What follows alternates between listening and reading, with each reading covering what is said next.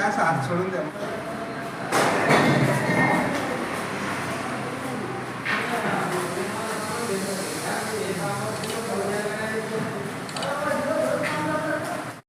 Digambar Bangale sir,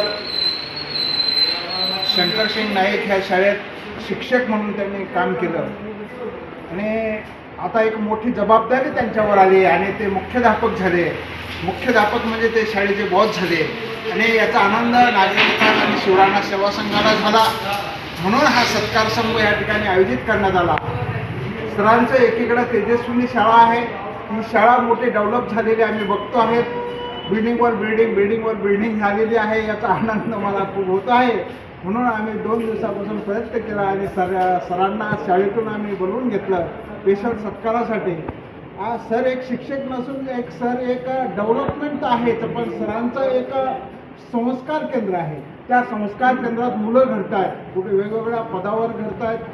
त्यांनी त्यांच्या पुतण्याला collector केलं, असिस्टंट कलेक्टर केलं आणि शिक्षणाच्या द्वारा सगळ्या बहुजनासाठी आणि ते बहुजनासाठी करत असताना आपले स्वतःचे मुलं कसे घडवतो तसंच सरांनी प्रयत्न केला की सामान्य बहुजन मुलांचे घडवणं हे आपण तेजस्वीने मी नेहमी म्हणत असतो. तेजस्वी म्हणजे तेज निर्माण करणं आणि ते तेज निर्माण केलेला आपल्या चेहऱ्यावर त्याचा वेगळा आनंद असतो. या आनंदाचा क्षण आपण या ठिकाणी करत असतो.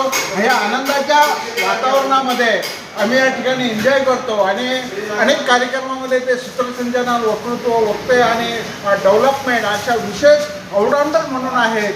भारतीय टीममध्ये जे ऑलराऊंडर खेळाडू आहेत आमच्याकडे सर हे ऑलराऊंडर आहेत आणि कोणताही विषय सांगायचा माहीत ते पूर्ण ज्ञान त्यांच्याकडे आहे आणि असंच त्यांची भरभराटी हो.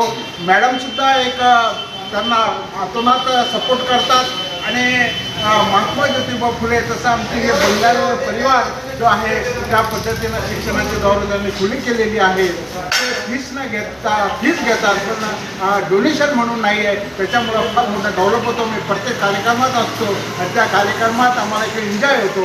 म्हणून या सरांनी ह्या मोठ्या प्रसंगातून मुख्याध्यापक जबाबदारीकडं शाळेची जबाबदारी एकीकडं मॅडमनी स्वीकारलेली आहे. अर्चनाताई मॅडम यांचंसुद्धा अभिनंदन सरांबरोबर दोघांचं अभिनंदन या ठिकाणी मी लालचंद ताटू विकास कृती समितीचे सर्व आदरणीय ताटूसाहेब, या ठिकाणी तुपकर साहेब, वरिष्ठ मंडळी, काका, पत्रकार, मी सर्वप्रथम आपल्या सर्वांचे खूप खूप आभार मानतो, धन्यवाद मानतो.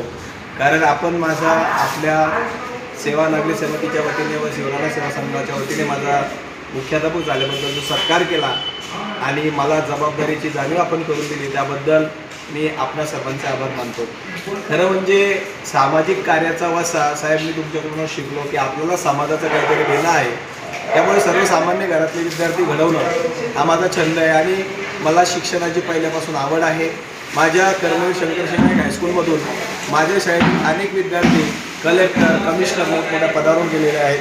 माझा पुतण्या इथे छत्रपती संभाजीनगरला डेप्युटी कलेक्टर आहे, तो त्याच शाळेतून शिकला.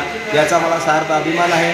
तुमच्यासारखी मंडळी जेव्हा हातात घालून सहकार्याने कुठल्याही कामामध्ये आमच्या पाठीशी खंबीरपणे उभी राहतात तेव्हा निश्चितच चांगलं काम होत असतं याची मला पूर्ण खात्री आहे. पुन्हा एकदा पत्रकार साहेबांचे, आमच्या ताटू साहेबांचे मी मनस्वी आभार मानून मी माझे 2 शब्द संपवतो.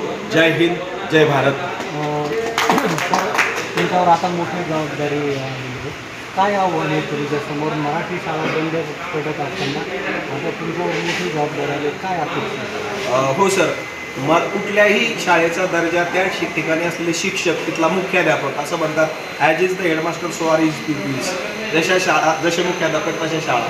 मी मुख्याध्यापक झाल्यानंतर माझं पहिलं उद्दिष्ट असं असेल की मी प्रत्येक विद्यार्थ्यांपर्यंत पोहोचलो पाहिजे.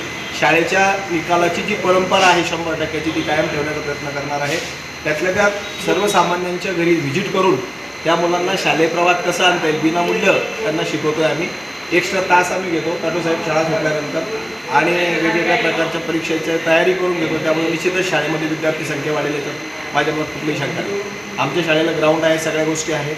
जरी मराठी मीडियमची शाळा टिकणं कठीण आहे असं म्हणता तुम्ही, तरी पण क्वालिटी एज्युकेशन असलं तर मुलं येतातच, काही अडचण नाही. आणि मला खात्री आहे की आम्ही क्वालिटी एज्युकेशन मेंटेन करू.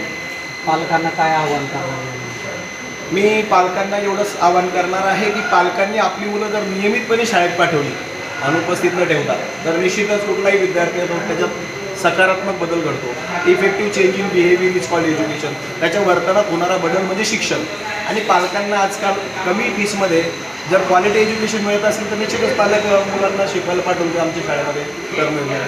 फक्त एवढंच आव्हान आहे की बाबा पालकांनी विद्यार्थ्यांना नियमितपणे शाळेत पाठवावं.